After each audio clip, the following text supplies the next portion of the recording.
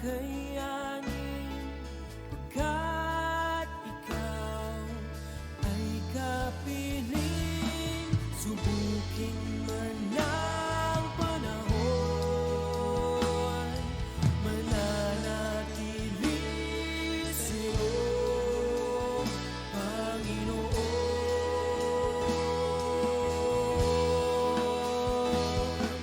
Walang alinlangang maglilingkod, walang pangambang sa'yo ay susunod. Hindi susuko at hindi hinto, patuloy lamang sa iyo. Walang alinlangang maglilingkod, walang pangambang sa'yo ay susunod. Hindi susuko at hindi hinto, patuloy lamang sa iyo.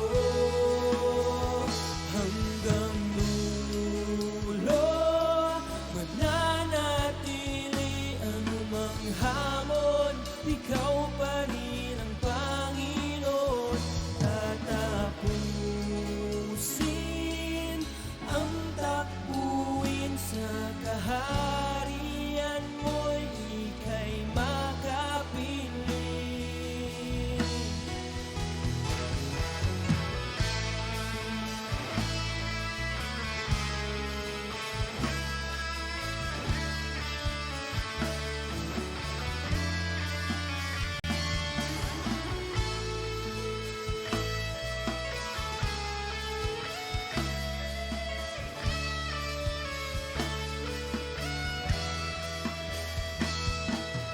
Walang alinlangang maglilingkod, walang pangambang sa'yo ay susunod. Hindi susuko at hindi hinto, patuloy lamang sa iyo. Walang alinlangang maglilingkod, walang pangambang sa'yo ay susunod. Hindi susuko at hindi hinto, patuloy lamang sa iyo. Panginoon, Panginoon, Panginoon, Panginoon.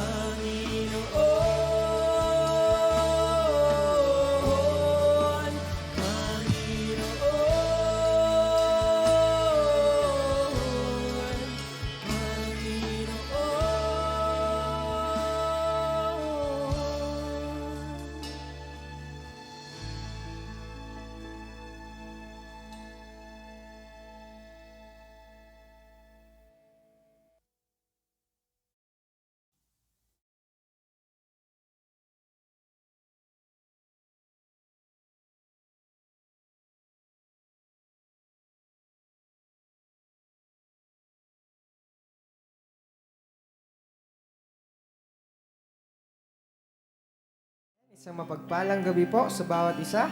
So I invite everyone, tayo po tumayo sa presensya ng ating Panginoon. Amen.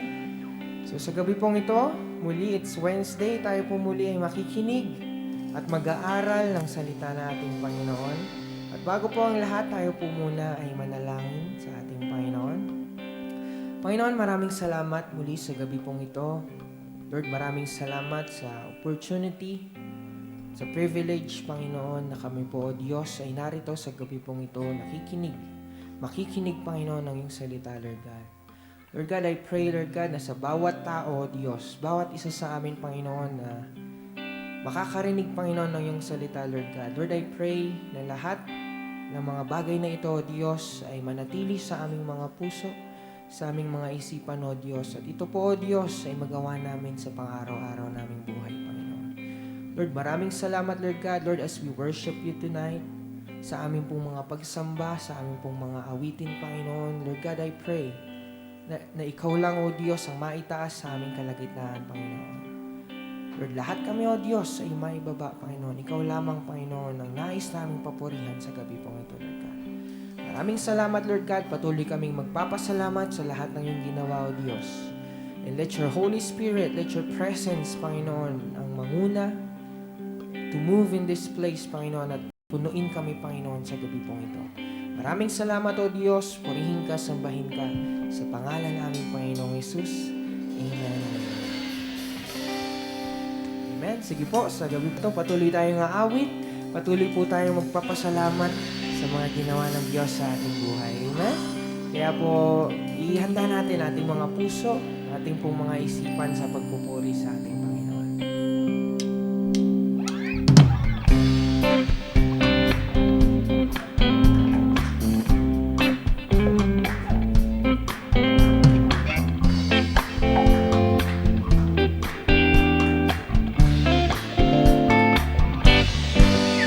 Lagi kang pasasalamatan sa lahat ng iyong kabutihan.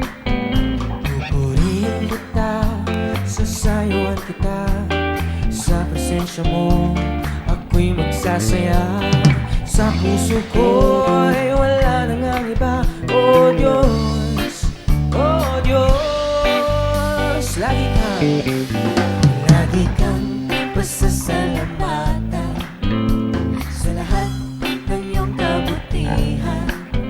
Pupurihin kita, sasayawan kita. Sa presensya mo, ako'y magsasaya. Sa puso ko ay wala nang ang iba.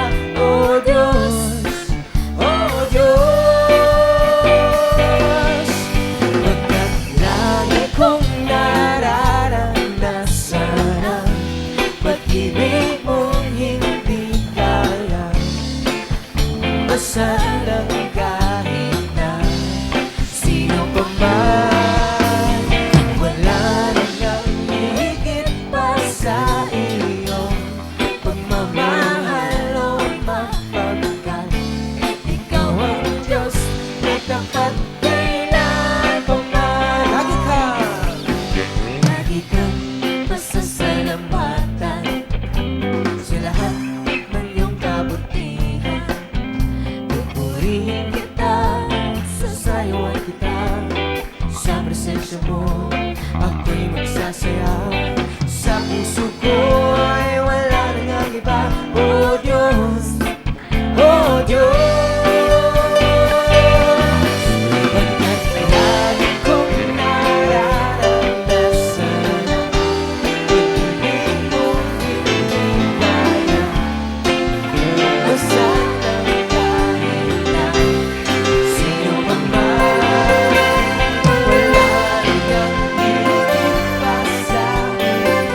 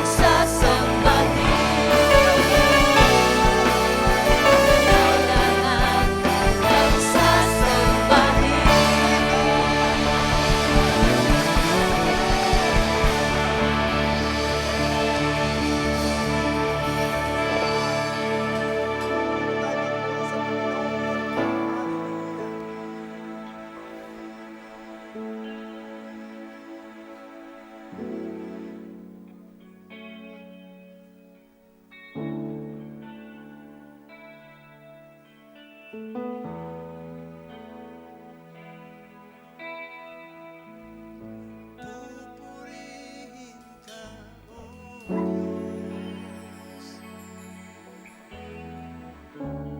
Ang aming alay ay pagsamba.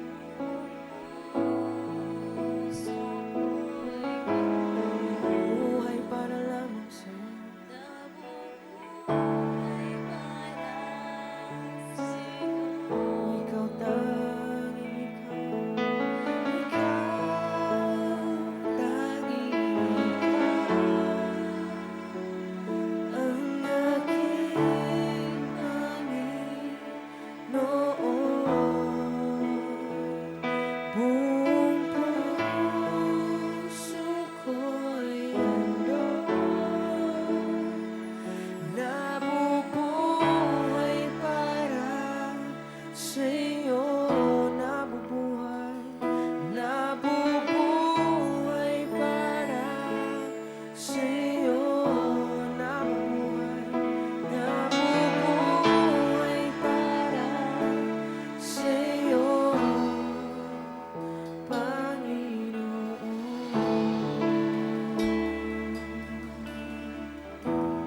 purihin ka, kami ay nabubuhay para lamang sa'yo. Purihin natin ang ating Panginoon. Ikaw lang ang aming sinasamba, pinupuri.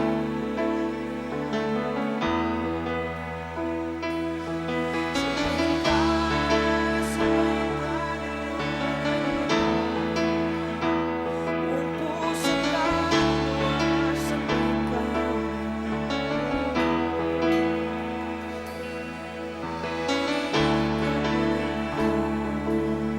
Salamat sa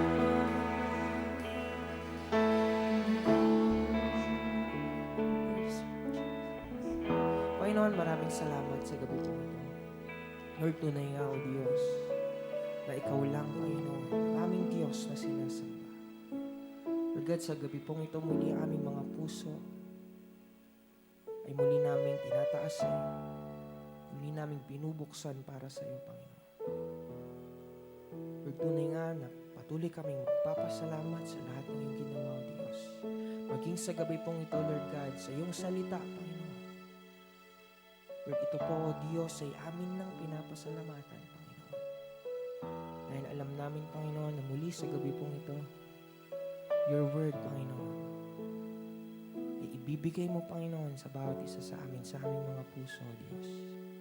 We thank you, Jesus, for your presence. Salamat, Panginoon, sa banal na Espiritu, Panginoon, na mag-guide sa amin, Lord God, na magtuturo sa amin, Panginoon, upang maintindihan, Panginoon, ang iyong mga salita sa gabi pong ito. Maraming salamat, O Diyos, sa iyo ang pinakamataas na papuri, sa iyo ang pinakamataas na pagsamba, Panginoon, ng iyong mga nalikha. Purihin ka, sa pangalan ng aming Panginoong Hesus. Amen and amen.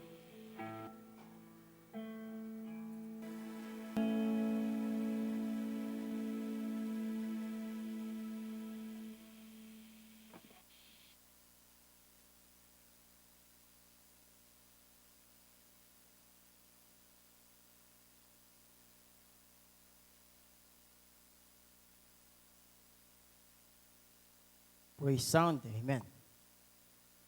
Magandang gabi po sa bawat isa. Lalo na po na yung mga nandyan sa tahanan na nanonood. Pagpalain po kayo ng Diyos. At bago po tayo magsimula sa ating pag-aaralan at pagbubulay ng kanyang salita, tayo po muna yung manalangin. Ama namin Diyos na buhay sa pangalan ng aming Panginoong Hesus.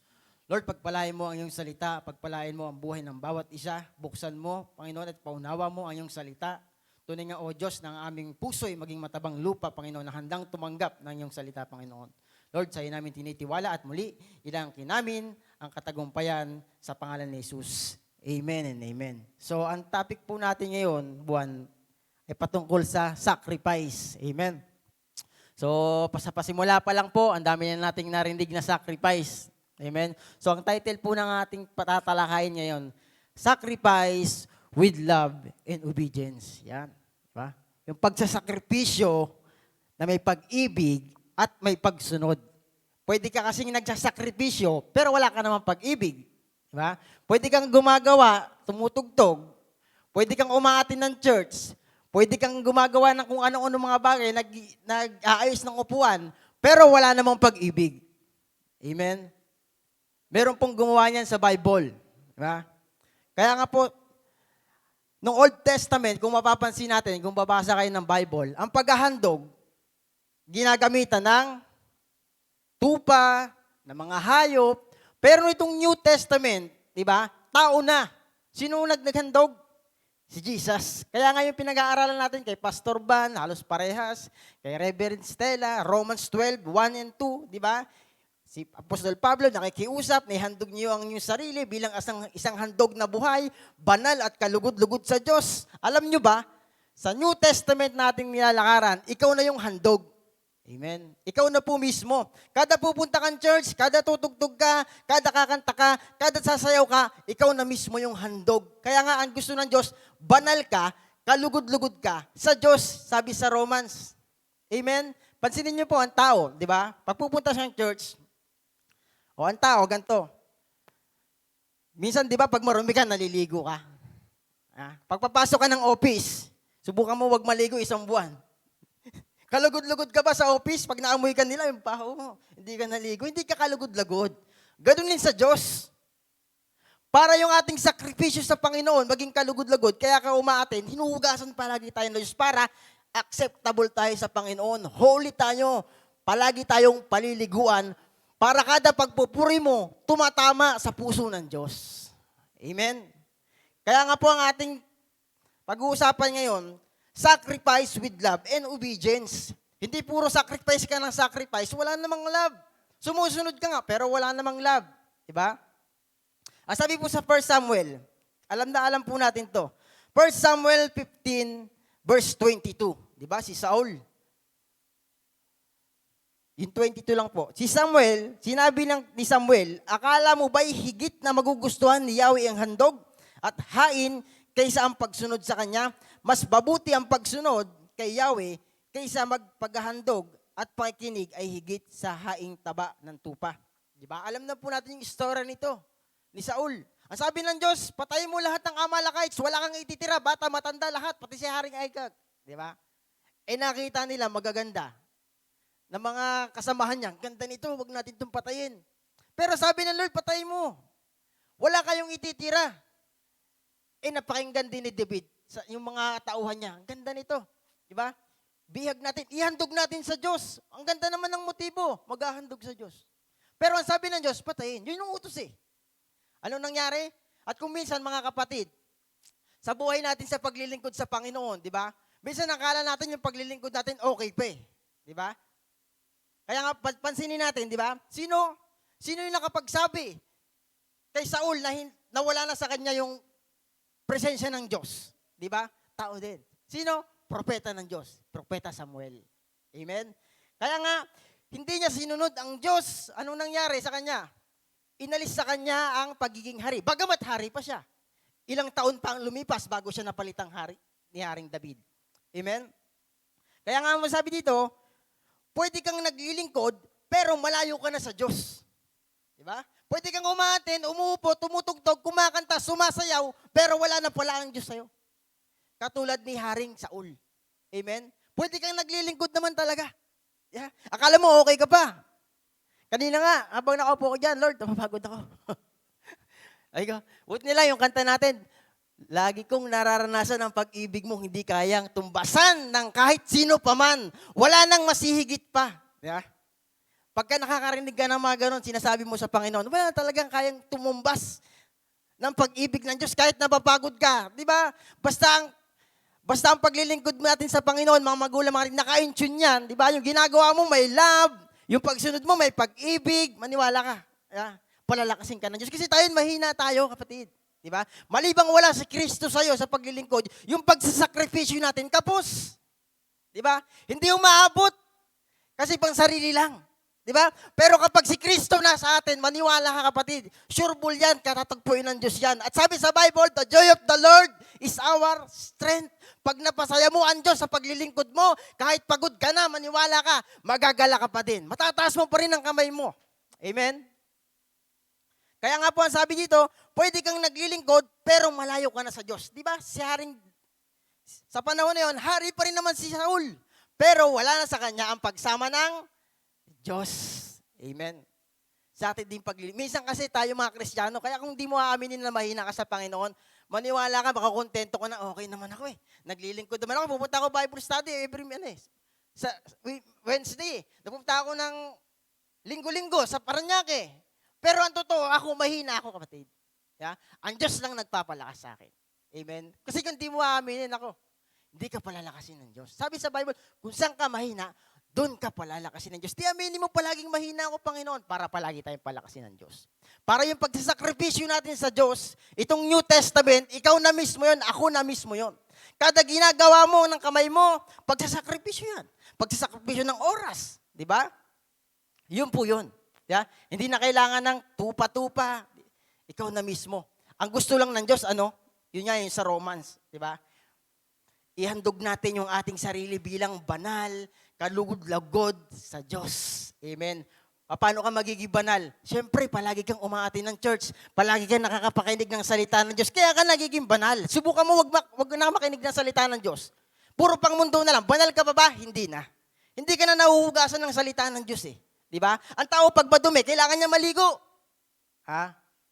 Kailangan maligo para malinis uli, presko uli. Pag humarap sa tao, wow, ang bango mo. Amoy bench ka. Pag lumabas ka, di ba? Confident kang humarap sa tao kasi nakaligo ka eh. Di ba? Pansinin mo ang isang Kristiyano. Pag hindi na umaatin sa church, di ba? Pag kulang na ang pagsasakripisyo, pag hindi na nakakapakinig ng salita ng Diyos, pag hindi na nahuhugasan ng salita ng Diyos, di ba? Ang Bible, tinulad sa tubig. Di ba? Unless a man be born of water, he cannot see. Di ba? Water and spirit, he cannot enter. Di ba? Kailangan palagi tayong maligo. Ikaw nga lagi ka naliligo eh. Ba? Palagi mo nga pinapaligaw ang sarili mo para palagi kang mabango eh. Ang gusto ng Diyos, para maging holy tayo, acceptable, banal at kalugod-lugod sa Diyos, palagi kang magbasa ng salita ng Diyos. Palagi kang makinig ng salita ng Diyos. Palagi kang makinig. Sabi, faith ay dumarating sa bunga ng pakikinig ng salita ng Diyos. Eh, puro pag pinapakinggan mo, puro pang mundo, anong faith doon? Diba? Ang darating sa'yo, sakit, hirap, puot, galit. Diba? Pero pag ang isang Kristiyano, punong-puno ng salita ng Diyos, kapatid, kaya mong patawarin ang mga nagkakasala sa'yo. Amen. Si Kristo nga, sinapak, tinadyak at sinuntok, sinampal, binura. Diba? Nagsalita ba? Anong sabi niya? Panginoon, patawarin mo sila, hindi nila alam ang kanilang ginagawa. Amen. Palakpakan natin ang Diyos. Paano mo malalaman ang kamalian mo? Yan. Paano mo malalaman na mali na pala ang paglilingkod mo sa Panginoon? Paano nalaman ni Saul? Siyempre, may mga taong inilagay ang Diyos. Propeta. Sino propeta? Propeta Samuel. Sinong inilagay ng Diyos sa buhay natin? Bishop, mga leaders, mga kapwa natin pananampalataya. Inilagay ng Diyos yan kasi para makita natin yung ating karumihan. Kasi kung ikaw lang, hindi mo aamining marumi ka. Di ba? Magpe-pretend kang magaling ka. Magpe-pretend kang malinis ka. Magpe-pretend kang okay naman ang paglilingkod ko. Umaatin ako linggo-linggo. Bible study, prayer, soaking. Umaatin ako. Di ba? Pero ang totoong makakapagsabi ng paglilingkod mo ay yung nakakakita sa'yo. Sino yon? Tignan mo katabi mo. Siya yon. Di ba? Sinong nakakita? Sinong pinadala ng Diyos kay Haring Saul? Si Samuel. Amen. Wala na pala sa kanya ang Panginoon. Pero swerte tayo ngayon. Bakit? Kasi kasama natin palagi ang Diyos. Palagi niya tayong pinapaalalahanan. Kaya lang, kapatid, di ba? Kapag kakuwalang ka na nga sa pakikinig ng salita ng Diyos, hindi mo na dinadala yung sarili mo sa karamihang mga taong mananampalataya para muli kang mag-apoy. Nako, di ba? Pag ang isang panggatong, palaging ini-example sa atin, nahiwalay. Sa maraming apoy, anong mangyari? Usok na lang. At ang usok, anong nangyari? Sakit sa mata. Kakapuwing. Di ba? Ito, yun ha. May gatong dyan, no, sa likod. Pansin nyo, alisin mo yung isang panggatong. Usok na lang. Pag usok na lang, masakit sa mata. Ang sakit mo na sa mata. Minsan, ganun ang paglilingkod. Bakit ngayon sacrifice? Kasi tapos na tayo sa intimacy. Kailangan naman natin magsakripisyo. Malapit na tayo sa Diyos at ang kailangan ng Diyos makita sa atin yung pagsasakripisyo natin para makamta natin yung expansion. Di ba? Kailangan natin magsakripisyo ng oras, ng panahon, minsan ng pera, minsan ng lakas. Kahit may trabaho ka, pupunta ka sa gawain dahil mahal mo ang Diyos. Dahil holy ka nga, acceptable ka nga sa Panginoon. Amen? Di ba? Pansinin mo, di ba? Una, intimacy, sunod, sacrifice. Kasi malapit na nga tayo sa Diyos. Ang tanong ko, malapit ka na nga ba talaga? Amen. Malapit ka na po ba? Ikaw nandyan sa tahanan? O malayo ka pa rin? Kung malayo ka, punta ka sa church. Para umapoy ka. Sa bahay, maraming gawaing bahay. Minsan pag may nag-text si sister, tignan mo may mga hindrance. Totoo. Yun po yung totoo. Literal po na salitaan, real talk po. Totoo po yun, ang paglilingkod. Lalo ang kaaway, hindi siya nagbibiro sa'yo. Di ba? Kung ikaw, kala mo, ang paglilingkod mo, biro-biro lang sa Panginoon, hindi. Di ba? Ang Panginoon, ayaw kanya mapunta sa impyerno. Gusto niya palagi kang malapit sa ating Panginoon. Di ba? Example po natin yan, si Saul nga. Yeah. Si David, di ba si David nagkasala? Kanino? Kay Bathsheba? Paano ni David nalalaman na siya nagkasala? Pinadala ang propeta. Sinong propeta? Isinugo niya sa 2 Samuel 12 verse 1. Isinugo ni Yahweh kay David ang propetang si Nathan. Minsan ang Diyos may isusugo sa iyo. Di ba? Na kailangan mong pakinggan. Dahil kung hindi mo pa pakinggan, kapatid, malalayo ka sa paglilingkod. Di ba? Malalayo ka sa tamang daan. Kasi si Kristo daan At pag layo ka na sa daan, wala ka na rin sa katotohanan. At pag wala ka na sa katotohanan, wala na rin sa iyo ang buhay na walang hanggan na kay Satan. Agaw. Amen. Kaya nga kapatid, huwag mong baliwalain. Di ba? Ikaw na mismo yon. Tinanggap mo si Kristo Sabi sa Bible ang sino mang nakipag-isina kay Kristo ay isa ng bagong nilalang. Wala na ang kanyang dating pagkatao. The old has gone, the new has come. Bago ka na nga Ikaw na nga yung sacrifice. Pag pumunta ka sa church, ikaw na mismo yon. Pag tumayo ka sa Panginoon, sa harapan ng Diyos, umupo ka dyan, nagsamba ka dyan, ikaw na yung handog na buhay. Amen. Tayo na yung handog na buhay. Na kung saan, kailangan lang talaga maging holy ka. Paano? Yun nga sinasabi ko, palagi kang makinig ng salita ng Diyos. Palagi kang makinig, magbasa. Dahil yun lang ang makakapagpabago sa atin. Makakapagpasantify sa atin. Makakapaglinis sa atin. Di ba? Yung paalala ng Diyos. Minsan tao magpaalala sa'yo, magagalit ka pa Bakit magagalit ka pa? Siyempre, nasamaan yung ego mo Di ba? Ang tao, ang Diyos naman gagamit talaga ng tao Lahat dito sa Biblia, sa binasa natin ngayon, ang nagpaalala, tao din. Amen? Tao po talaga ang gagamitin ng Diyos, hindi baboy. Hindi hayop, hindi manok. Di ba? Tao talaga. Kaya nga maligtas ang tao, para maligtas ang tao, sino dapat masakripisyo? Tao din. Kaya nga ang Diyos nagkatawang lupa, hinubad ang pagiging Diyos, sinakripisyo ang kanyang sarili. Di ba? Inako lahat ng kasalanan ng lahat ng tao. Di ba? Tumigis ang kanyang dugo para linisan ka. Pero gusto mo pa rin, nandun ka sa dumihan. Di ba? Maraming tao gusto pa rin doon sa layaw, hilig ng laman. Ayaw nang sundin ang kagustuhan ng Diyos. Ba? Ang panahon ay lumilipas. Malapit na ang Panginoon. Di ba? Sa atin kasi, ang 1,000 taon, isang araw lang sa Diyos. Sabi sa Bible ang 1,000 taon sa tao, isang araw lang sa Diyos. Di ba? Nung nag-aaral kami ng mga fathers, pinag-aaralan namin yung Genesis. Kung nilikha pala una ng Diyos yung tao, patay na, hindi pa nalilikha hindi pa tapos yung unang nilikha niya. Isang araw, di ba? Let there be light. Isang araw. 1,000 taon sa tao. Wala pa ilang taon lang nabubuhay ang tao. Pinakamatanda, sino? Si Methuselah. 969. Di ba? 900, hindi pa umabot sa isang araw ng Diyos. Di ba? Kaya nga, ang Diyos, parang sa atin matagal, pero segundo, oras lang sa Panginoon yon. Amen? Kaya nga, tuloy po natin, di ba? Ito. May mga example po akong isinulat dito. Ang kagamitan, malalaman mo ang kalidad pag ginagamit mo. Alam mo ba, ginagamit na tayo ng Diyos? Di ba? Malalaman ng Diyos yung kalidad mo. Di ba? Kung talaga bang matibay itong barena na to, sige nga, gamitin ko to. Ginamit yung barena, matibay na to. Di ba? Ganon din ang Diyos, ginagamit ka, tinitignan kung hanggang saan yung tibay mo. Di ba? At ang kagamitan, natural na sisira. Pero pinaalam mo ba, kagamitan tayo ng Diyos para ganito. Revelasyon sa kanilo. Bahay, hindi pwede puro pinto. Yeah. Siyempre, may pinto, may pintana, may upuan, may mic. Yeah. Ganon tayong inilin tulad ng Diyos, may kanya-kanya tayong function. Amen. English. May kanya-kanya tayong pagkakatawag. Hindi pwedeng ikaw pinto ka, gampanan mo ang pagiging pinto. O, si Bishop Mike, pero isa lang ang gumagamit, ang Diyos, di ba? At di ba, pag may bisita ang tao, di ba? Paano malalaman ng may-ari? Yun dapat niyang ayusin. Siyempre sa bisita. Kunyari, maduming upo, yung maduming upuan mo, lilinisan niya yun. Sa sunod na pagpunta, malinis na. Di ba?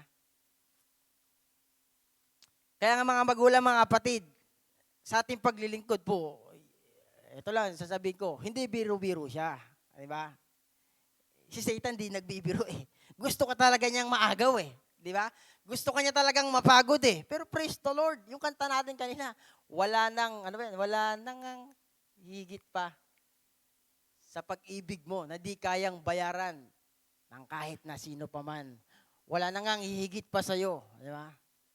Amen. Dalawa lang po itong pag-aaralan natin. Wrong sacrifice and true sacrifice. Yan. Yung maling pagsasakripisyo at yung totoong pagsasakripisyo. Wrong sacrifice, unahin natin. Nagsasakripisyo kahit may sama ng loob. Sabi sa Bible, bago ka maghandog, iwan mo muna yung handog mo. Makipagkasundo ka muna. Di ba? Pero dahil magaling, di ba? Sabi ng Diyos gusto niya kasi maging kalugod-lugod tayo sa ating Panginoon. Di ba? Diba? Nagsasakripisyo dahil may motibo. Gusto kong magpalakas kay Bishop. Gagawin ko ito. Pag wala si Bishop, hindi ko magawa. Diba? Maraming ganyan Nagsasakripisyo dahil obligasyon na lang. Wala na yung pag-ibig. Diba? Tandaan po natin mga magulang, mga kapatid. Sa lahat ng ating ginagawa, lagyan mo ng pag-ibig. Diba? Dahil ang Diyos, yung gumawa siya, may pag-ibig talaga siya dyan. Di ba? Yun ang nag-udyok sa kanya. Diba? Para bumaba sa lupa, iligtas ang tao dahil mahal niya ikaw at ako. Di ba? Kaya kung ikay gagawa na lang, parang okay lang sa'yo. Di ba? Wala nang kurot Tuloy natin. Nagsasakripisyo, pero may puna sa iba. Amen? Nagsasakripisyo ka nga, sinasacrifice mo nga yung sarili mo, pero panay ko naman puna. Sino yan? Si Maria at si Marta. Naghandog nga sa Panginoon na dumating ang Diyos. Pero si Marta, para sa Panginoon to Kaya lang, napagod, nagsakripisyo, pero napagod. Guro, di mo po ba mautusan niya si Maria? Tulungan ako rito, hirap na ako dito Diba? Marta, masyadong abala. Di mo ba alam, mas mainam ang pinili ni Maria at hindi aalisin sa kanya ang ganito. Amen? Maling pagsasakripisyo. Diba? Nagsasakripisyo nga, pero panay puna naman sa iba.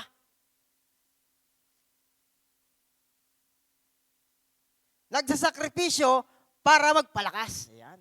Diba? Merong ganyan, saan ba yung kwento na si Mordecai ba yun? Kay Queen Esther, yung magpapabitay. Merong ganyan, di ba? Nagpapalakas, pero siya pala nabitay. Ganyan Kung isa ka dyan, kapatid, magbago ka na. 2022 na Di naman katabi mo, ikaw ba? Kailangan natin magbago. Lumilipas ang panahon, kapatid. Ayaw ng Diyos, palaging tagabutas ka lang ng bangko. Ayaw ng Diyos yung paglilingkod mo, mali. Ayaw ng Diyos yung paglilingkod mo, ay paulit-ulit na lang. Gusto ng Diyos, nag-i-increase ang paglilingkod natin sa ating Panginoon. Amen? Palakpakan po natin ang ating Panginoon. Dito na po tayo sa true sacrifice. Dalawa lang po ito. Ang totoong pagsasakripisyo ay pagkalimot sa sariling kagustuhan. Yan. Diba? Pagkalimot sa sariling kagustuhan. Bagamat gusto mong gawin ito, pero sabi ng Diyos, yun ang ginagawa mo. Example natin yan, si Jesus na mismo. Nandun siya sa Gethsemane. Nakita niya yung hirap.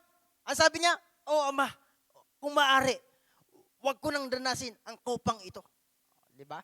Pero, huwag ang kalooban ko ang mangyari, kundi ang kalooban mo. Diba? Ang tunay na pagsasakripisyo ay pagkalimot sa sariling kagustuhan. Amen? Minsan gusto na talaga natin to. Pero mas tabis pala ang gusto na ng Diyos sa atin. Diba? Minsan may plano tayo sa ating mga mahal sa buhay. Gusto natin magkaroon ng ganyan. Gusto natin magkaroon ng ganito. Pero ayaw pala ng Diyos yan. May mas maganda palang nakalaan ng Diyos para sa iyo at para sa akin. Amen? Ang tunay na pagsasakripisyo, ayan po, pagkalimot sa sariling kagustuhan, katulad ng ginawa ng ating Panginoong Jesucristo. Bagamat ayaw niyang danasin, pero dahil nagsakripisyo siya para ikaw at ako maligtas, di ba? Kinalimutan niya yung sarili na, umiral din yung hilig ng laman ni Jesus eh. Masasaktan siya eh. Mahihirapan siya eh. Pero kumabig siya. Ano sabi niya? Huwag ang kalooban ko. Kasi ang kalooban talaga natin, tayong mga tao, malibang wala si Kristo, salungat sa kalooban ng Diyos. Amen? Kaya mo lang nakaka-attend, kaya ka lang nakakatugtog dahil lahat yan kay Jesus. Tinanggap mo kasi si Kristo naging holy at banal at acceptable ka sa Diyos eh. Amen? Subukan mo walang Kristo. Ang hirap mo paatinin yan, kapatid. Diba? Kahit salitaan mo ng mga salitang magaganda yan, patungkol sa Bible, ang hirap niyan. Pwera na lang pag ang Diyos ang kumilos sa kanyang buhay at ang Santong Espiritu. Bakit? Ang Diyos may gawa ng tao eh. Puso na ng tao, ang Diyos ang may gawa eh. Amen? Kaya nga ang tunay na pagsasakripisyo, ayan, yung kinakalimutan mo, yung sarili mong kagustuhan. Alam ko naman po, lahat tayo mayroong kagustuhan, tama? Walang taong walang may kagustuhan. Di ba? Lahat tayo mayroong motibo sa ating buhay na mapaganda. Diba? Maganda din naman ang hangarin natin, pero mas the best ang hangarin ng Diyos sa iyo at sa akin. Amen? Ano lang kailangan? Yung holy and acceptable na pagsasakripisyo sa ating Panginoon. Amen? Dapat po ganun. Diba? At paano tayo magiging holy? Ulitin ko lang, sa pamamagitan ng pag-atin. Sa pamamagitan ng pagbabasa ng salita ng Diyos. Sa pamamagitan ng pakikinig ng salita ng Diyos. Sa pamamagitan ng setman na ibinigay sa atin ng Diyos. Diba? Jeremiah 3:15, I will give you a shepherd. Diba? Ang Diyos naglagay sa atin ng mga pastor, ng mga leaders na siyang gagabay sa atin. Amen? Dahil sa mundong ito, kapatid, ayaw ka ng Diyos malayo, malabas sa kanyang kawan. Diba? Ikaw, dahil mayroon kang kagustuhan, gusto mong pilit kang lumabas sa kawan. Kaya lang, ang sabi sa Bible, the Lord is our shepherd, diba? We shall not lack. Pag ang shepherd, meron siyang ganun, stop. Gusto mong lumayo, kaya ka nasasaktan, nahihila ng Panginoon, bumalik. Kahit gusto mong lumabas, ayaw ka nga palabasin ng Diyos kasi maraming maninila. Ang kaaway, parang liyong umaatungan, laganap ng masisila. Di ba? Ang kaaway pa, pumarito para pagmatay, magwasak, manira. Ayaw ka nga ng Diyos nga, mapahamak. Kaya nga gusto ng Diyos, balik ka sa kawan. Kaya ka nasasaktan. Kaya ka nahihirapan. Amen? Dahil pilit mong ginugusto yung kagustuhan mong pang sariling nasang laman. Yeah? Ang totoong pagsasakripisyo, kalimutan na natin ang kagustuhan natin. Di ba? Alam naman ng Diyos po yan eh. Di ba? Ako po naniniwala, alam po ng Diyos yan. Di mo pa nga sabi-sabi, di mo pa nga binubuk ng bibig mo. Alam na ni Lord eh. Alam po lahat ng Diyos, kapatid. Kung magaling ka, mas magaling ang Diyos. Siya lumikha sa atin. Ha? Alam niya kung hanggang kailan lang tayo rito sa lupa. Di ba? Ang Diyos na nagbibigay, nag-extend ng taon sa tao. O sino ba yung in-extend niya na 15 years? Si Haring, di ba? Sa Karaya, di ba? Kaya ng Diyos mag-extend. Sino nagpatigas ng puso ng paraon? Si Lord.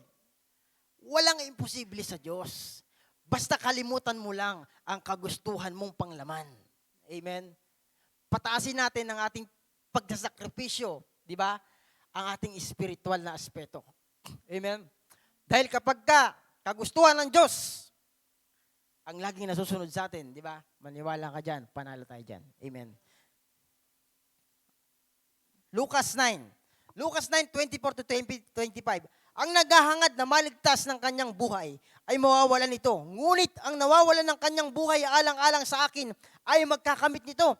Ano nga ba ang mapapala ng tao makantan man niya ang buong daigdig kung ang mapapahamak naman ang kanyang sarili? Di ba?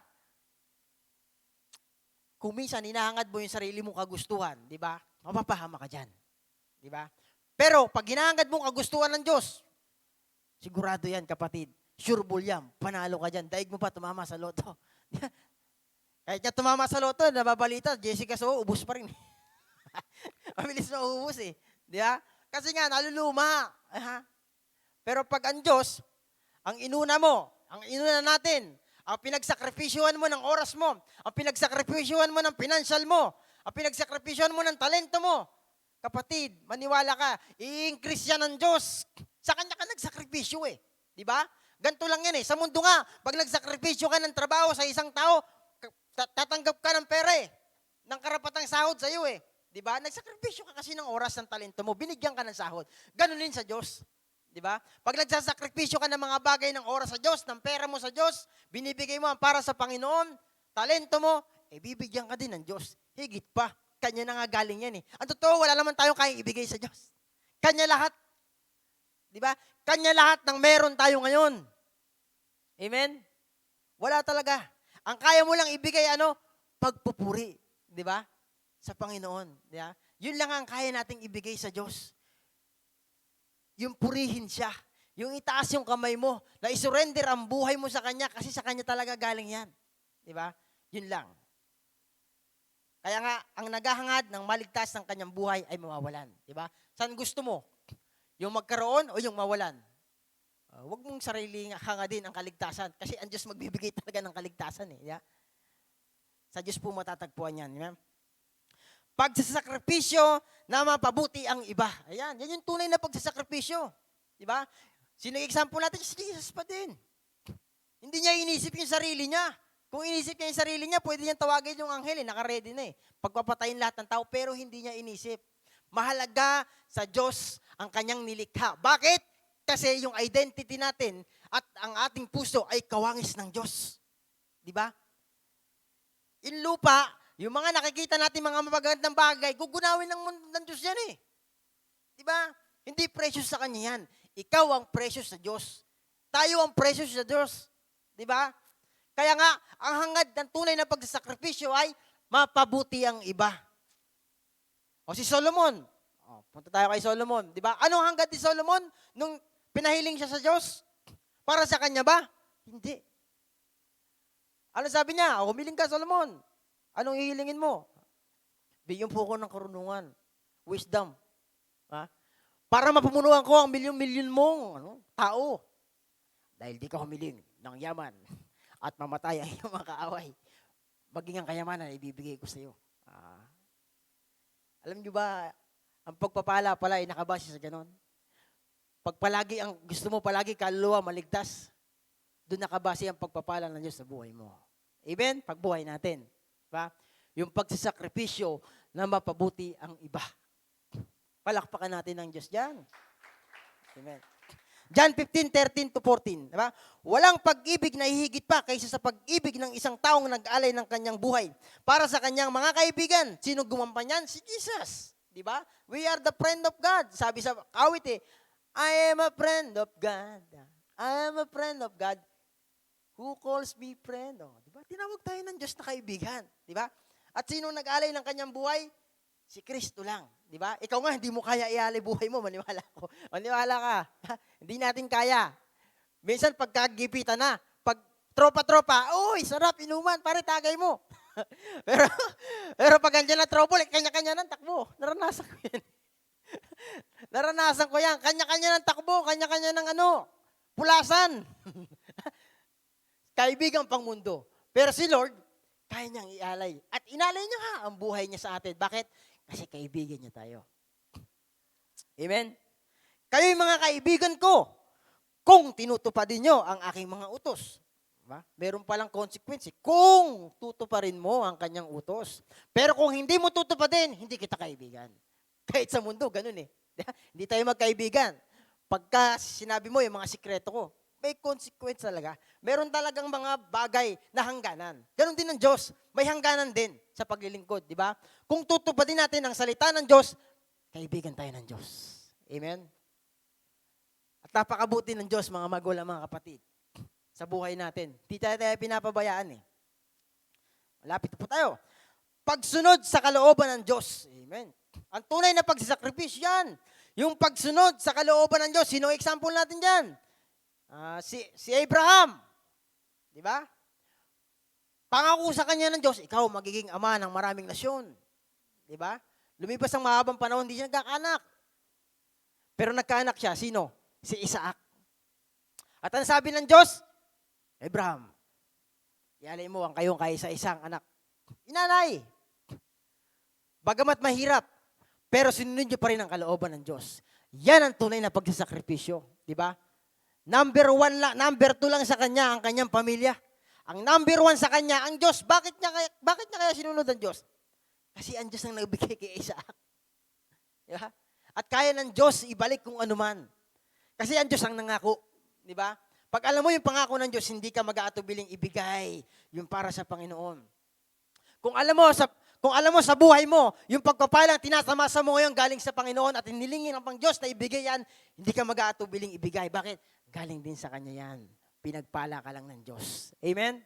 Kaya nga, ang pagsasakripisyo ng isang tao, yan yung tunay na pagsasakripisyo. Pagsunod sa kalooban ng Diyos. Kasi tayo may kalooban tayo eh. May sarili tayong kagustuhan eh. Amen? Ako nga, may sarili akong kagustuhan eh. Kung di lang ako nakapakinig ng mga salita ng Diyos, ewan ko lang kung nandito ako ngayon. Totoo po yun. Ayaw ko nga magpastor. Sa hinagap ng isipan ko, ayaw ko nito. Bakit? Sinasabi ng isipan ko, maraming trabaho yan. Pero dahil nga, maliwanag, kapatid, na ang Diyos ay meron sa ating pagkakatawag. Di ba? Kailangan mong maging acceptable sa Diyos. Kailangan mong magsakripisyo sa Panginoon. Kailangan mong maging malapit sa Diyos. Kailangan ng pag-ibig, di ba? Kailan ba naging tema natin yung pag-ibig? December. Ang tema natin, love. Sunod, intimacy. Di ba? Sunod, ito na nga po tayo ngayon. Pagsakripisyo. Di ba? Kung ikaw napapagod na sa pagsakripisyo nun, may mali sa'yo. Amen?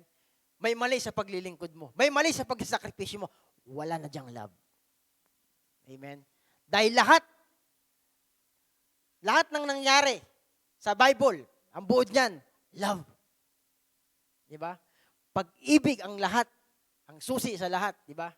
Kaya nga, for God so loved the world that He gave His only begotten Son, di ba? Ang sino mang sumampalataya, hindi na mapahamak, kundi magkaroon ng buhay na dahil sa love. Kaya kung ikaw naglilingkod, pupunta ka church, wala kang love, nako, useless. Para ka lang, sabi sa Corinthians 13, para ka lang pompeyang na, umaalingaw-ngaw. Ingay mo, ingay lang. Oo, love kita. Love kita, brother. Love kita, sister. Pagtalikod, alam mo ba si ano? Love wala pagkarap. Pero pagkatalikod, hindi na love. Enemy na. Aktay tayo dyan. May mali na. Diba? At alam ko po, kapatid, diba, na tinawag ka ng Diyos. Hindi ka tinulak. Sinasabi ni Bishop. Natawa lang ako kagabi sa example ni Bishop. Isang kardinero. Dilig ng dilig. Dilig ng dilig. Pagdating sa dulo, nakita tumutubo yung sa dulo, hinawakan, di tumutubo eh. Plastic pala. Sabi mo sa katabi mo, wala dito. Bakit? Truth si Jesus eh. Truth si Jesus. I am the way, the truth. Kailangan mabuhay ka sa truth. Truth. Di ba?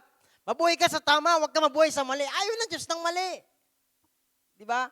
Ang gusto ng ating Panginoon, palagi kang tama. At kung hindi ka lalakad sa tama, tatamaan ka. Gusto mo tamaan?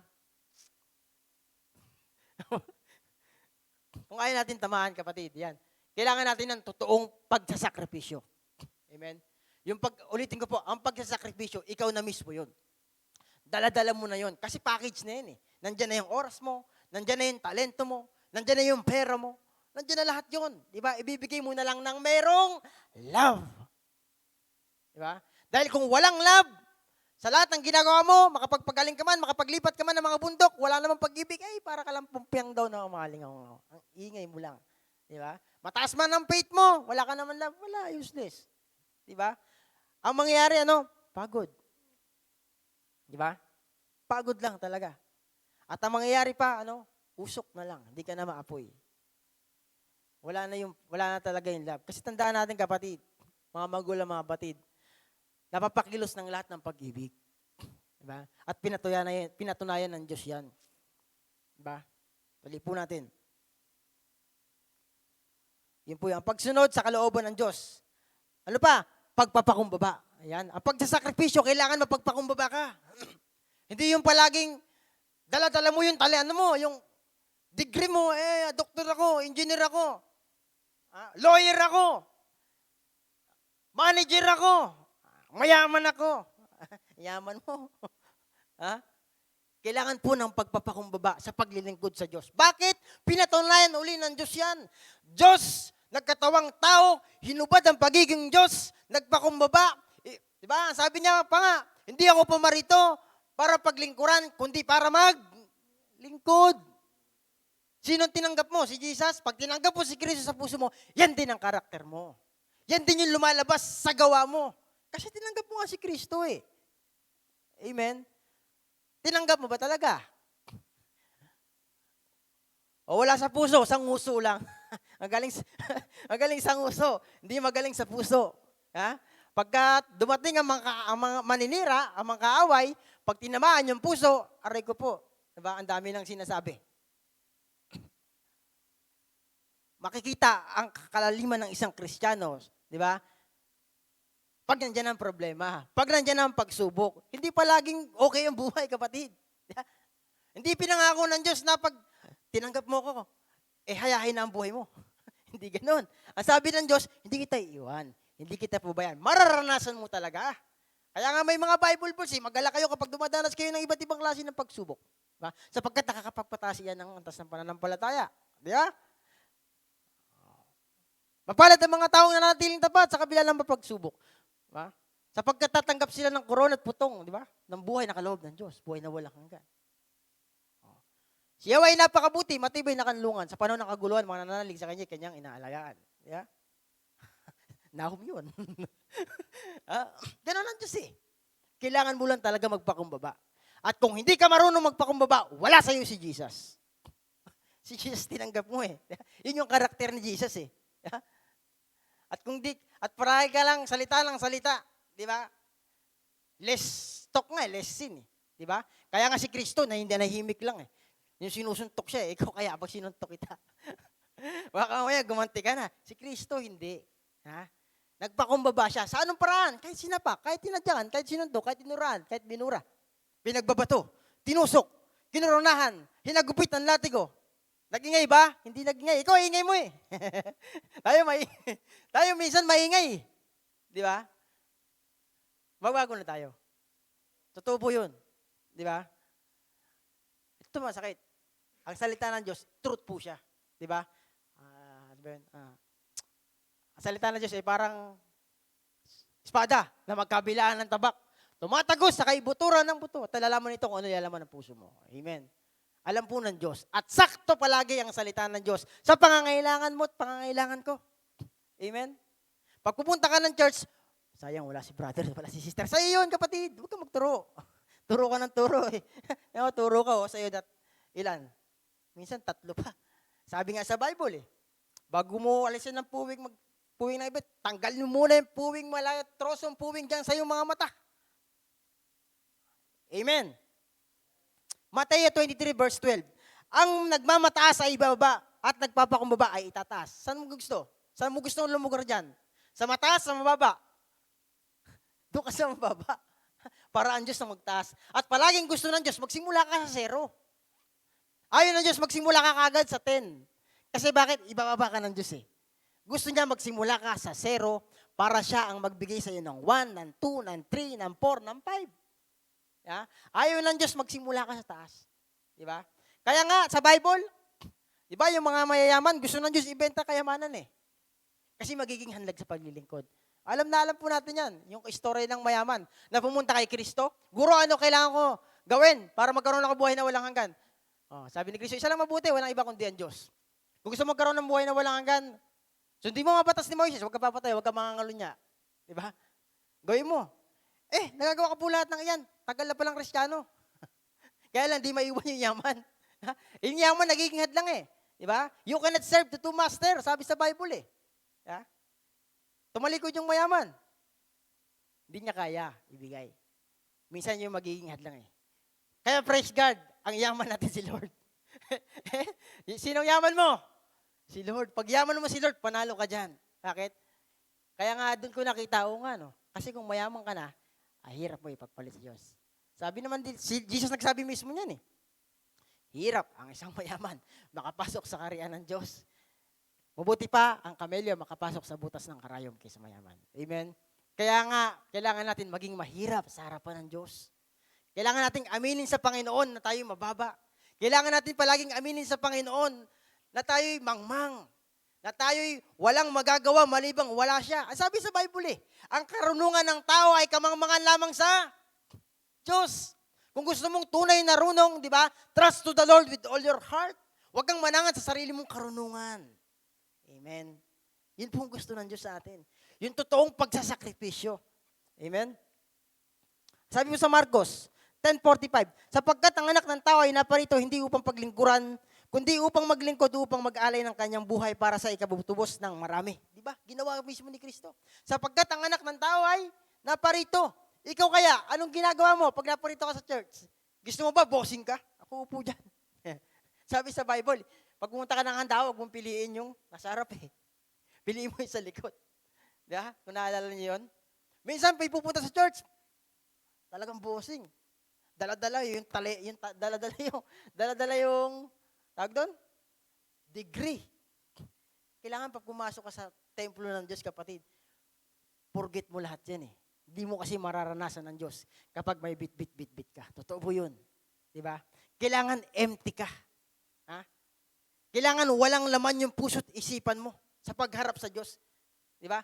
Kasi bakit? Paliliguan ka niya Di ba? Ang Diyos magpapaligo sa'yo. Di ba?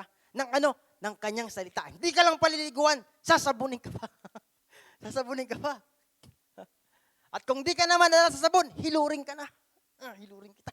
Dumi mo Para Para lang maging malinis tayo. Yan po ang ginagawa ng Diyos sa ating buhay. Kaya nga hindi natitigil yung pag-atin natin Yung pakikinig natin ng salita ng Diyos, yung pag-aaral natin ng salita ng Diyos Di ba? Para mas lalo pa nating makilala ang Diyos sa Espiritu, tama't Biblia, kapamaraanan lamang. Amen?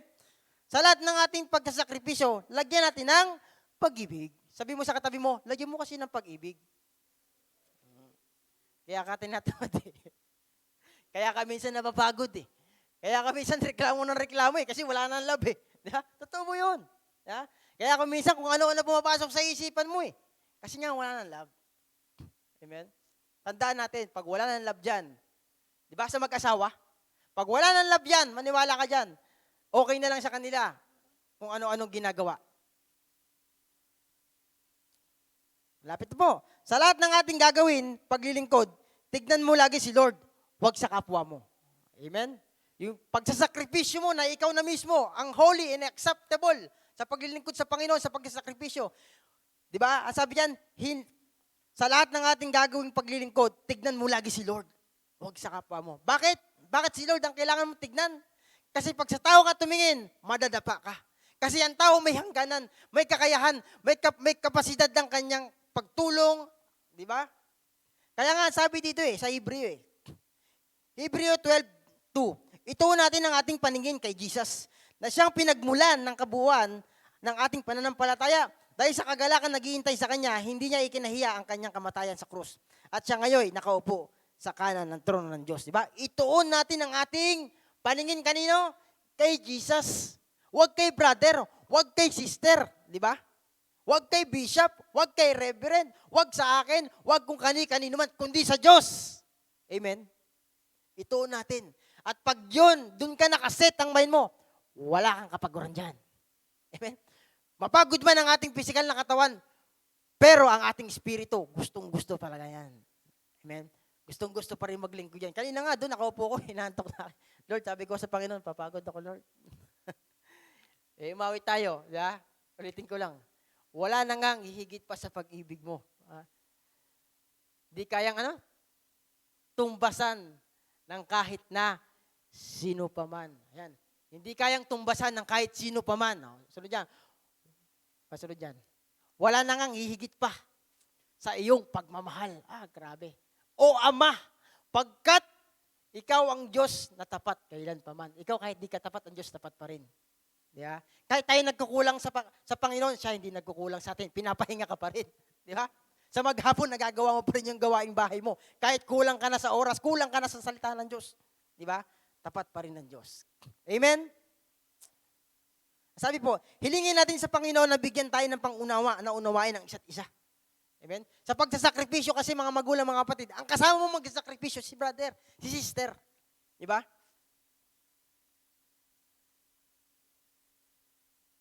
Kaya hiningin natin sa Panginoon na bigyan tayo ng unawa, na unawain ang isa't isa. Amen. Sabi mo sa katabi mo, I love you with the love of the Lord. At kung hindi ka marunong umunawa sa kanyang kahinaan, di ba? Si Jesus nga, inunawa tayo eh. Mahina tayo eh. Di ba? Lahat tayo nagkasala, kinapos sa kalwatian ng Diyos, mahina tayo. Di ba? Kaya ang Diyos ang unang umunawa sa atin. Ikaw pa kaya hindi ka uunawa? Kaya unawain natin. Amen? Ang sabi dito sa Kawikaan 3:12, verse 19. Chapter 3, 12 to 19. Pagkat lahat ng mahal niya ay tinatama ng daan. Ha? Pagkat lahat ng mahal niya ay tinatama ng daan. Pag mahal ka ng Diyos, itatama ka niya ng daan. Di ba? Kasi gusto mong lumabas na pag-aralan natin kanina eh. Di ba? Minsan gusto nating sundin yung kalooban natin. Hindi nga dyan ang daan. Susungkitin ka ngayon ng, anong tawag doon? Ng panungkit ni Jesus, ng Lord, ng shepherd. Dito daan, hindi dyan. Minsan gusto natin yung magandang daan eh. Ayaw ng Diyos doon. Kaya ka nasasaktan. Kaya pagkat lahat ng mahal niya ay, dito na.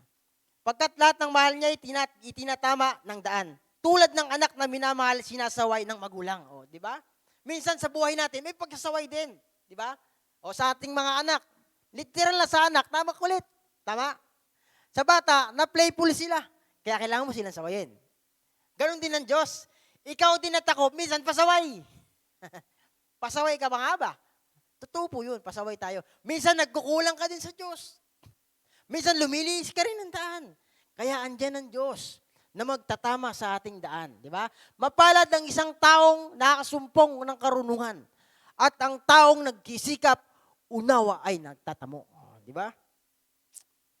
14. Higit pa sa pilak ang pinakpakinabang dito. At higit pa sa gintong lantay ang tubo nito. 15. Sa alinbang alahas ay higit ang karunungan. Di ba? Mas mahigit pa pala ang karunungan kahit marami kang yaman. At walang kayamanang dito ay maipapantay. 16. Mahabang buhay ang dulot ng kaalaman. May taglay na kayamanan at may bungang karangalan. 17.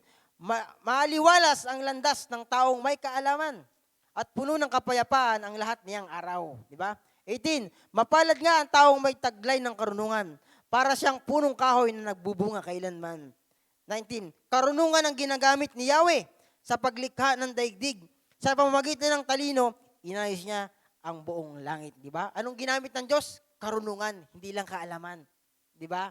Minsan tayo, alam natin, pero hindi tayo marunong. Di ba? Ay, alam kong mag-drive. Kasi nakikita ko yan eh. May manibela, may ganon. Pero pag pinasampa na, hindi pala marunong. Yun yung kaibangan ng karunungan at kaalaman. Alam mo lang kasi nakikita mo. Pero pag pinasampa ka na, hindi ka pala marunong. Amen? Kaya ang gusto ng Diyos, kamtan natin. Kasi yung kaalaman, kaya mong magkaalam, kaya mong malaman ng mga bagay-bagay. Bigyan mo lang oras yan eh. Malalaman mo yan eh. Pero yung actual na, yun ang mahirap. Yung actual mo nang mamahalin ng kapwa mo, sabi sa Bible, pag sinampal ka, iharap mo kabila. Actual na yung kapatid. Mahalin mo pa rin daw. Yun yung actual. Dapat marunong ka dyan. Dapat alam mo kung paano encounter yan. Amen? Conclusion na po. Kalabitin mo katabi mo. Nagpala ka ng Diyos. Amen. Amen. Palakpakan natin Panginoon muna. Matthew 5:23-24. Kaya't kung mag-aalay ka ng handog, di ba? Magsasakripisyo, sacrifice sa dambana para sa Diyos. At naalala mong may sama ka ng loob sa inyong kapatid, iwan mo muna iyon. Handog sa harap ng dambana at makipagkasundo ka sa Kanya. Pagkatapos magbalik ka at maghandog sa Diyos. Amen? Hindi ka pwedeng handog ka na lang ng handog sa Panginoon na mga alay mo. Di ba? Tandaan po natin, yung handog natin ngayon, ikaw na mismo yun. Yung talent mo na, yung oras mo na, yung pagod mo na, yung pagbibigay mo na ng talento mo sa ating Panginoon, yun na yung handog mo sa Diyos. Pero kung ikaw nga po ay may sama ng loob, di ba? Ang sabi dyan, mahirap kasing mag-sacrifice eh. Kung si Kristo mag-sacrifice, may sama siya ng loob sa atin. Tingin niyo, may ganito, may kaligtasan tayo? Wala. Yeah? Kung tingin mo, kung si Kristo, nung nandun pa lang, sinasampal eh, sumumana ng loob niya sa mga tao eh. Di ba? Hirap kaya sampalin. Hirap kaya suntukin. Hindi sumama loob niya eh. Di ba? Anong ginawa niya? ginawa niya pa rin acceptable yung kanyang buhay. Di ba? Sabi sa Romans, di ba? Last na po, yung Romans. Basahin lang natin. Romans 12 verse 1. Kaya nga mga kapatid, alang-alang sa may saganang habag ng Diyos, sa atin ako'y nakikiusap na ialay ninyo ang inyong sarili bilang isang handog na buhay, banal at kalugod-lugod sa Diyos. Ito ang karapat-dapat na pagsamba ninyo sa Diyos. Ano daw karapat-dapat? Banal at kalugod-lugod sa Diyos. Paano ka magiging banal? Yeah? Yung ba'y nabibili sa palengke? Yung ba'y nabibili kay brother? Bigyan mo nga ako ng kabanalan, brother. Ito, 1,000. Hindi. Di ba? Ang kabanalang kapatid, yan ay nakukuha dahil sa Biblia. Dahil kay Kristo. Di ba? Dahil sa pakikinig mo ng salita ng Diyos, diyan ka nagiging banal. Amen? Dahil sa pagsunod mo sa Panginoon, diyan ka nagiging banal. Diyan ka nagiging kalugod-lugod. Dahil sa pag-deny mo sa iyong sariling kagustuhan, diyan ka nagiging banal. Yeah? Diyan ka nagiging kalugod-lugod sa Diyos. Dahil palagi ka nakikinig, nagpapahugas ng salita ng Diyos, diyan ka nagiging banal. Amen? We are a living sacrifice. Tayo po yung buhay na handog. Amen? Kaya po tayo pumikit at manalangin. Ama namin Diyos na buhay sa pangalan ng aming Panginoong Isus. Lord, salamat sa iyong katuruan.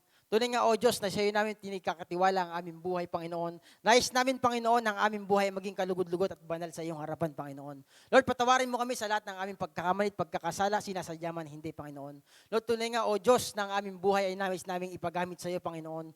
Tunay nga, Panginoon, na ang kalooban mo lamang ang siyang mangyari sa buhay ng bawat isa. Tunay nga, Panginoon, ang kalooban mo, O God, ang siyang maganap sa aming mga buhay, Panginoon. At inaamin namin, O Diyos, na kung wala ka, wala po kaming magagawa. At lahat ng aming gagawin, O God, loobin mo na ito'y lagyan namin ng pag-ibig. Ano man ang aming ginagawa sa church, Panginoon, tunay nga gawin namin ito ng pagmamahal. Katulad ng ginawa mo, inalay mo ang inyong kaisa-isang anak nang may pag-ibig para kami magkaroon ng kaligtasan. Lord, salamat, O God, sa pag-ibig mo. Salamat, Panginoon, sa pag-aalaga mo sa aming buhay. Salamat, Panginoon, sa buhay na walang hanggan. Salamat, Panginoon, sa lahat-lahat pang mangyayari sa aming buhay. Tunay nga, O Diyos, ng aming buhay at ng aming pamilya at mahal sa buhay, sa iyo namin tinitiwala. At muli, inaamin namin na kami walang magagawa kung wala ka sa aming buhay. Lord, pinupuri ka namin, dinadakila ka namin sa matamis na pangalan ng aming Panginoong Isus. Amen. Amen.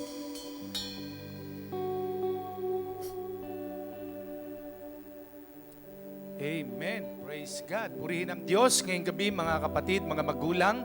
Sa mensahe ng Panginoon sa atin, napakahalaga na sa ating pagsasakripisyong ginagawa sa Diyos ay napakahalaga na laging may kalakip at may kasamang pagmamahal.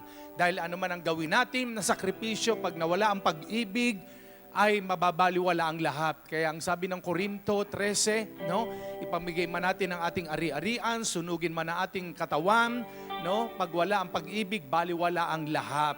Kaya nga sa pagsunod natin sa Panginoon, sa paglilingkod natin sa Diyos, napakahalaga na lahat ay ginagawa natin na yung sakripisyo natin ay may kasamang pagmamahal. Kaya nga, ngayong gabi na ito, sa bawat isa sa atin, kung tayo ay nalilinis, kung tayo ay hinuhugasan ng salita ng Diyos, yan ay dahil nais ng Diyos na katanggap-tanggap tayo sa Kanya. Kaya ang sabi ng verse 1 ng Romans 12:1, I beseech you therefore, brethren, by the mercies of God, that ye present your bodies as a living sacrifice, holy and acceptable. So, banal at katanggap-tanggap sa Diyos, dahil ito ang nais ng Diyos na paglilingkod natin sa Kanya. Kaya nga, upang tayo maging katanggap-tanggap sa Diyos, mahalaga na ang salita ng Diyos na ating naririnig, ang salita ng Diyos na ating nababasa, yan ang nagbabago, yan ang nag-aayos, yan ang nagtatama ng ating puso, ng ating pagkatao. Kaya nga pag ang puso ng tao ay binabago ng Diyos, kumbaga sa ang isda na may kaliskis, bago mo lutuin, tinatanggal mo yung kaliskis para lumabas yung laman niya, yung lambot ng kanyang katawan. Ang puso ng tao, habang ito ay itinatama ng Diyos, binabago ng Diyos, talagang kumisan ihiwaan ka ng Diyos, babalatan ka ng Panginoon dahil gusto ng Diyos na magbago tayo. At pag ang isang tao ayaw pabago sa Panginoon, ayaw niyang patama ang kanyang buhay, ang tao ay lumalayo, ang tao ay umaayaw, ang tao ay pilit na ilalayo ang sarili. Bakit? dahil sa salita ng Diyos, siya ay nasasaktan. No? Dahil ganyan ang salita ng Diyos, di ba ang sabi nga, Hebrew 4:12, the word of God is quick and powerful, sharper than any two-edged sword. Tulad yan ng espada magkabilang talim. No? Kaya ang salita ng Diyos, alam niya ang iniisip ng tao, alam niya ang nasa puso ng tao, kaya nga wala tayong maitatago sa Panginoon. So kung tayo ay binabago ng Diyos, mahal niya tayo. No? Ang taong nagpapatama at nagpapaayos sa Diyos, yon ay mahal ng Panginoon. Kaya nga ang isang anak, pag may maling ginawa, pag nagkamali, nagkasala, itinatama ng magulang, itinutuwid, dinidisiplina. No? Kaya sa harapan ng Diyos, pagka alam nating tayo may mali, magpatuwid tayo sa Diyos, magpabago tayo sa Kanya, at lalo tayo mag-i-increase. No? Lalo tayo magiging katanggap-tanggap sa ating Panginoon. Kaya nga, sa pag-aalay natin sa Diyos, syempre, una ang buhay natin, inialay na natin sa Kanya, at ganun din mahalaga na sa ating pag-aalay ng ating mga offering, ng ating mga handog sa Diyos, gusto ni Lord yung iniaalay natin sa Kanya, hindi lamang buhay natin, kapag inialay natin ang buhay natin sa Panginoon, kasama noon ang bulsa natin. Yun ang sakripisyo, no? Na talagang handa ka magsakripisyo ng lahat ng mayroon sa buhay mo, oras, lakas, panahon, talento, maging yung iyong pinansyal, inio-offer natin sa Panginoon. Kaya sa oras na ito, tayo manalangin, Panginoon, salamat po sa amin pong pag-aalay sa iyo ng aming mga handog. Ikaw ang nagsabi, Panginoon, you love the cheerful giver. Minamahal mo ang mga nagbibigay ng masaya, na hindi ka nakatingin sa laki kundi sa aming puso na handang mag-alay sa iyo, Panginoon. I-bless mo po, O Diyos, ang mga offering na ipagkakalob ng bawat isa, at maging ang mga nasa kanilang tahanan, patuloy mong kausapin sila na lahat ng ginagawa namin sa iyo na sakripisyo'y may kalakip na pagmamahal. Salamat po, O Diyos, dahil mahal mo ang bawat isa. Lord, na sa ngayon ay patuloy na nasa expansion ng ministry ginagawa mo, patuloy na ang bawat isa mga anak mo at lingkod mo ay inaayos mo ang buhay, itinatama mo, Panginoon, upang magamit mo po kaming lahat ayon sa iyong kalooban. Marami pong salamat. We thank you. We honor you, Father God. In Jesus' name, Amen. Amen.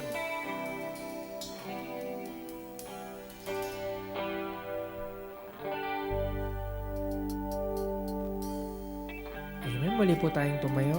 At muli po nating pasalamatan, papurihan ang ating pong Diyos.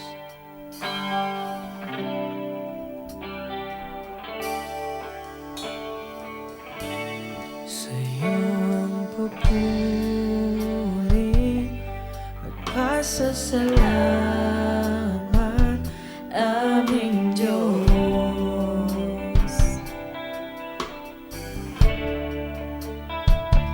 Kaluwalhatian at karangalan alay sa iyo.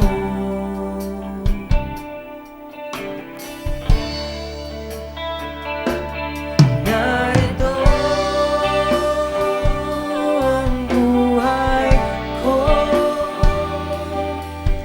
Panginoon, gamitin mo sa iyo lamang iaalay ang puso ko'y sa iyo.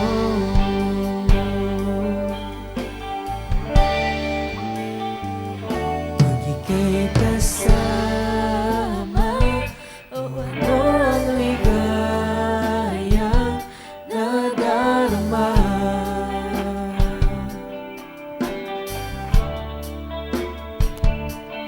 May pag-asa akong nakikita pagkapiling ka.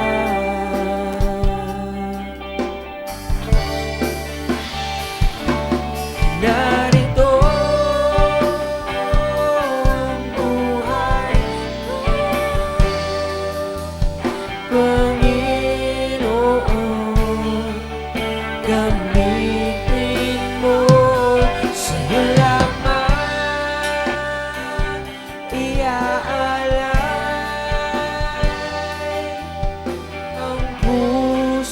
ko'y narito.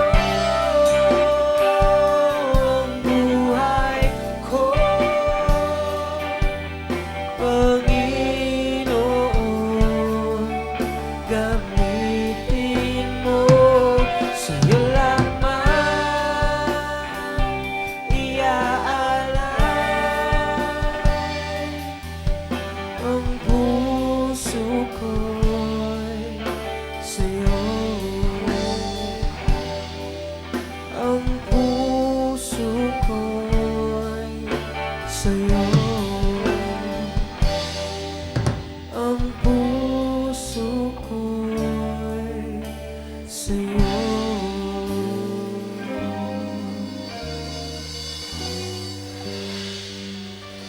Tayo po'y manalangin. Ama naming Diyos sa langit, salamat po Ama sa mensahe mo Panginoon, sa gabing ito Panginoon. Tunay nga Panginoon na patuloy niyo kaming turuan Lord God na ang pagsasakripisyo namin, Lord God, ay totoo, Panginoon, na magkaroon kami ng pagsasakripisyo ng may pag-ibig, Panginoon, Lord God, at pagmamalasakit sa iba, Panginoong Diyos. Lord, salamat, Panginoon, sa iyong mga salita na tunay nga, O God, nagpaalala muli sa amin, Panginoon, na ang aming pagsasakripisyo sa iyo, Panginoon, ay ito po'y handog namin sa iyo, God. Lord, salamat po, Panginoon, sa anak mo, Lord God, na ginamit, Lord God. Lord, patuloy niyo po siyang bigyan ng revelation, Panginoon. Lord, tunay nga sa kanyang buhay, Lord, ikaw lamang po ang may taas, Lord God, at siya po ay may baba. Patuloy niyo po siyang bigyan ng kalakasan, Panginoon, wisdom, knowledge, and understanding, Panginoon. At Lord, salamat sa mga anak mo, Lord God, na nakapakinig ng iyong mga salita, Lord God. Tunay nga po ang mga salita mong ito, Lord God. Lord, ay tumimo, Lord God, sa aming matabang parte ng aming puso, Panginoon, at aming maisa pamuhay, Lord God. Malakaran namin, O Diyos, ang nais mo at ang kalooban mo lamang ang siyang mangyari sa aming buhay. Salamat ng marami, Panginoon. Patuloy ka namin pinupuri, pinapasalamatan, at dinadakila sa aming buhay. Sa pangalan ni Jesus, Amen. Amen.